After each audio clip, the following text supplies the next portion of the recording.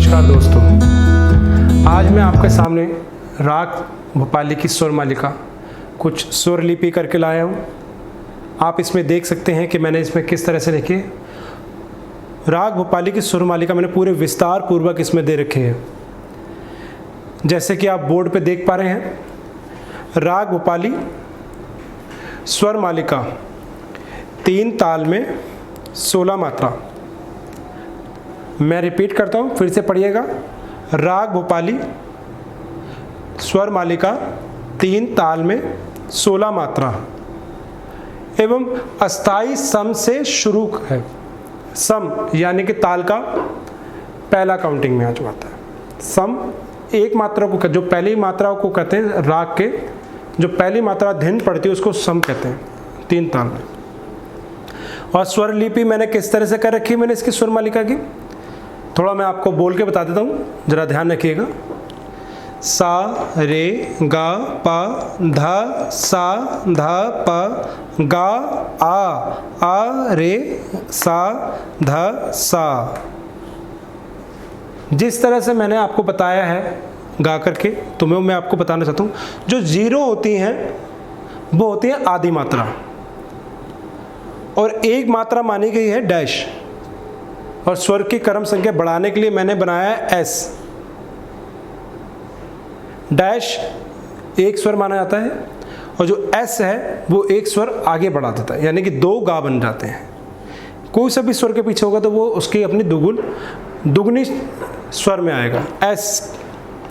और जिस तरह से मैंने बता रखा है लास्ट में मंद्र स्वर है धा, तो उसके ऊपर बिंदु होगी। अब ये स्वर मालिका मैं थोड़ा आपको गुनगुना के सुना देता हूँ और आप जरा देखिए। ये आपका स्वर है सा रे गा पा धा सा धा पा गा रे सा धा सा। तो आपने ये जो सुना, आपने सुना है ये स्वर में और ताल में। आइए अब इसको काउंट करते। जो हमने फर्स्ट लाइन है वो हमने फर्स्ट लाइन कितने स्वर में लिखी? 1 2 3 4 5 6 7 8 9 10 11 12 13 14 15 16। जो एस लास्ट में आ रहा है वो है 16। तो 16 मात्रा 3 ताल में होती है। 3 ताल का ठेका क्या है?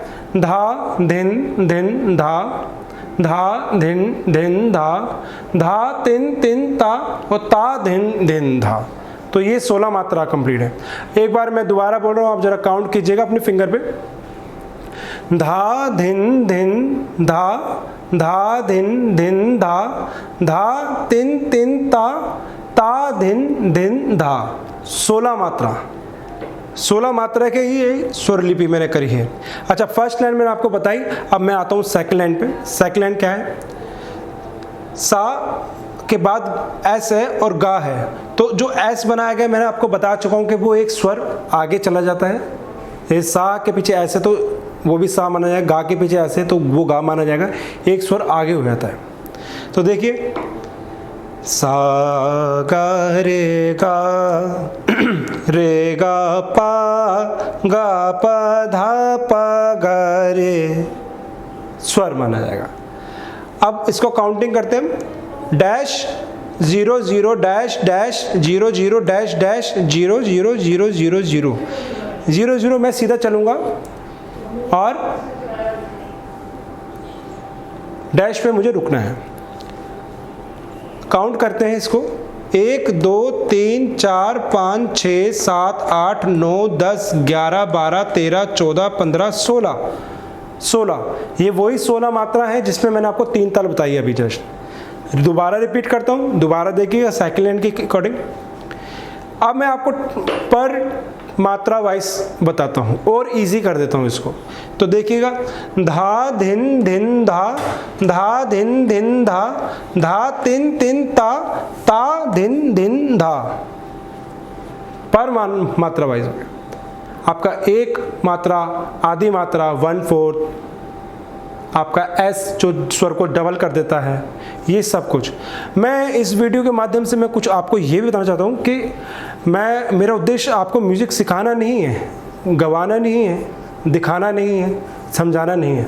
मेरा उद्देश्य आपके अंदर म्यूज़िक के लिए प्रेरित और अंदर से आपको निखारना संगीत के, जो मैंने आपको छोटी छोटी चीज़ें मैंने आपको दिखाई हैं कि जैसे 0 आधी मात्रा होती है, डैश एक मात्रा होती है, एस स्वर की संख्या ज़्यादा बढ़ा देता है, स्वर के ऊपर बिंदु होता है तो मंद्र स्वर होता है। बड़े डिटेल से मैंने आपको ए से लेकर जेड तक की मैंने एक परिभाषा बताई है संगीत की। आई एम रिपीट के परिभाषा बताई है।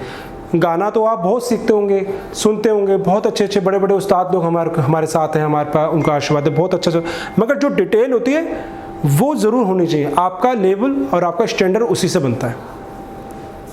दोस्तों, एक कहावत कही गई है कि कभी किसी के घर जाना हो तो एड्रेस ज़रूर मालूम होना चाहिए, और अगर एड्रेस ना मिले तो भटकता रहता है इंसान। तो ये एड्रेस है, यानी कि ये पूरा ब्यौरा है उस चीज़ का कि मात्राएं, स्वर वगैरह सब। मैं फिर से आपको एक बारी ऊपर का लिखा हुआ है एक बारी दोबारा रिपीट करता हूँ। सम, अस्थाई। अस्थाई यानी कि जो ताल के साथ में जो बंदिश है, स्वर मालिका है, बड़ा ख्याल है, जो ऊपर की जो अस्थाई होती है उसको हम कुछ लोग मुखड़ा भी कहते हैं, कुछ लोग अस्थाई भी कहते हैं। हमारे भारतीय शास्त्रीय संगीत में अस्थाई की गई है। तो अस्थाई जो है 2 मात्रा की, वो सम से शुरू है। मैंने यहाँ पे लिख दिया है, शायद आप पढ़ भी रहोगे। अस्थाई सम से शुरू है, और सम होता क्या है? सम होता ताल की पहली मात्रा का हिस्सा, जो ताल में पहले ही बोला जाता है ना, ये धा बोला जाता है तो पहला वो सम माना जाता है। दूसरा राग भोपाली है तो इसके अंदर माँ और नी नहीं लगेगा। आप नोटेशन में देख ही रहे होंगे, कहीं भी आपको माँ और नी नहीं दिखाई देगा। इसमें गा और धा की संगति ज़्यादा दिखाई देगी। आई एम रिपीट के मैं थोड़ा सा संगीत के ही थोड़ा सा लहजे में शब्दों में बोलना चाहूँगा कि संगति जो होती है गा और धा की ज़्यादा प्रयोग की जाती है इसके अंदर। आपने कुछ लोग इस वीडियो के माध्यम से मुझसे बात भी करेंगे, पूछेंगे गा क्यों है, धा क्यों है। इसमें बड़ा डिटेल से मैं आपको बताना चाह रहा हूँ, अच्छा लगेगा आपको सुनने में, एक न्यू इफेक्ट लगेगा थोड़ा सा। राग भोपाली सब जगह प्रचलित है, बहुत अच्छे से लोग गाते हैं, मगर इसमें आपने सुना होगा कि गा और धा की संगति बहुत होती है, तो इसमें आपको सबसे ज़्यादा गा। अब आप देखिएगा कि बीच में गा, धा और लास्ट में भी धा का कॉम्बिनेशन ज़्यादा दिखाई देगा, क्योंकि ये स्वर बहुत सुंदर है। ये ही इनके वादी संवादी रूप है। वादी यानी कि मैंने आपको बता चुका हूँ कि वादी स्वर जो राग में सबसे ज़्यादा प्रयोग किया जाता है, और संवादी स्वर जो राग में उससे थोड़ा सा कम प्रयोग किया जाता है। तो ये 2 स्वर हैं जो सबसे ज़्यादा रागों में चमकते हैं। राग में वादी संवादी स्वर का बहुत अच्छा मिक्सिंग मानी गई, और इसके अंदर होता है वर्जित स्वर। मैंने अभी दोबारा रिपीट कर रहा हूँ, वर्जित स्वर जैसे कि माँ और नी इसमें नहीं लगेंगे। अगर दोस्तों आप जैसे गाते हो गलती से माँ लग जाता है, नी लग जाता है, तो वो राग कोई और बन जाएगा। तो इसलिए मैंने बड़ा डिटेल से समझाया कि वादी और संवादी स्वर 2 हैं, गा और धा। इनको मद्देनजर रख के हम राग भोपाली गाया करते हैं। और अस्थाई मैंने आपको बता दिया, दोनों लाइनों को आपने सम से ही उठाना है। सम यानी कि पहली मात्रा। मैंने ताल को मैंने आपको बता ही दिया स्टार्टिंग में वीडियो में कि धा धिन धिन धा, धा धिन धिन धा, धा तिन तिन ता, ता धिन धिन धा। तो मैंने आपका ये पूरा ताल और स्वर का विरोध दे दिया। ये मेरी स्वर मालिका है। अच्छा दोस्तों, एक बहुत ही महत्वपूर्ण बात मैं बताता हूँ। एक तरह से मैं आपको ये संगीत में एक जैसे एक पढ़ाई होती है MA BA की म्यूज़िक में होती है, मैंने वैसे ही मैं आपको लेके चलना चाहता हूँ। तो थोड़ा सा और गहराई में मैं उतरना चाहता हूँ कि बताना चाहता हूँ कि ये दुगुन लिखी गई, दुगुन 9वीं मात्रा से मानी गई है, 9वीं मात्रा। अच्छा, आप पूछोगे कि अस्थाई तो हमने सम से पहली मात्रा से स्टार्ट करी, और अगर हम इसके दुगुन कर रहे हैं तो 9वीं मात्रा से क्यों? वो इसलिए क्योंकि जब हम गाने बैठते हैं हमें अलग अलग तरीके से तालों का ब्यौरा देना पड़ता है अपने अंदर से, ना कि कोई हमसे पूछे। दोस्तों, मैं आपसे एक बात पूछना चाहता हूँ, जो एक बड़े जो हमारे महान जितने भी पेंटर रहे हैं, जितने भी पेंटिंग करने वाले शिल्पकार रहे हैं, जितने भी मतलब कि महान कलाकार रहे हैं, वो कभी भी किसी के कहने से उस कला का निर्माण नहीं करते। वो अपने मन के अधीन, अपने मन के अंदर से ढूंढ करके उस चीज़ को बनाते हैं। कभी आप किसी शिल्पकार को देखेगा तो वो एक बहुत बड़ी शिला को, बहुत बड़े पत्थर को जो टेढ़ा मेढ़ा होता है उसको अपने मन के अंदर आधारित करके एक आकार देते हैं, वो सुंदर प्रतिमा हमारे सामने आती है। पेंटर कभी नहीं पूछता कि कौन से कलर भरने हैं। तो वैसे ही इसमें 9वीं मात्रा कंपलसरी है कि हमें 9वीं मात्रा से ही गाना पड़ेगा। थोड़ा सा अलग सा मैंने फिर दुगुन, दुगुन यानी कि इसी लाइन को थोड़ा फास्ट करके गाना, मगर मात्राओं के अंदर और स्वर मालिका को तरीके से ताल के अंदर कंट्रोल करना। स्वरों को मध्यम स्वर, मंद्र स्वर और तार स्वरों का कॉम्बिनेशन लेके ही गाया जाता है। बड़ी छोटी सी बात है और बहुत बड़ी जानकारी मानी जाती है कि रागों को सप्तक के अंदर ही गाया जाता है। इससे पहले वाली क्लास में मैंने आपको बताया होगा कि 3 सप्तक माने गए, मंद्र, मध्यम और तार सप्तक। मंद्र यानी कि बिंदु, मध्यम कोई चिन्ह नहीं, और तार सप्तक यानी कि स्वर के ऊपर पड़ी रेखा। तो इसके अंदर से भी मैंने आपको बता देता हूँ, तो थोड़ा सा और इजी हो जाएगा। मंद्र यानी कि आपने पीछे का धा देख रहे होंगे, मंद्र स्वर पहला सप्तक है जिसके ऊपर बिंदु आती है।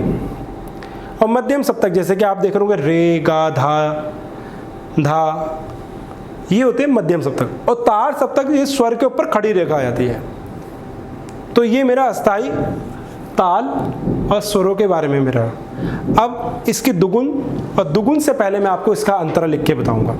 अंतरा भी इसी तरह से लिखा जाएगा, मगर उसमें थोड़ा सा मात्राएं थोड़ी अलग तरीके से कन्वर्ट होगी। अस्थाई मैंने आपको गा करके और लिख करके समझा दी है। स्वर मालिका का मतलब होता है सुरों की माला, सुंदर सुंदर मोती वाले स्वर, और धागा यानी कि ताल, उनको प्रयोग करके ही बनाया गया है। भारतीय शास्त्रीय संगीत में जिसका गला मीठा एवं गुरु के आशीर्वाद से अच्छा माना गया है, वही इसके अंदर आगे और अच्छी उन्नति कर सकते हैं। कुछ आप जैसे लोग जो बड़ी मेहनत करके आगे बढ़ना चाहते हैं और भी चीज़ें, उनके लिए बहुत अच्छी चीज़ें मैं डिटेल से लाया हूँ, हर एक चीज़ को डिटेल से लाया हूँ। इसको पढ़िएगा, इसको करिएगा। आगे की वीडियो के लिए हम फिर से मिलेंगे इसमें देख के।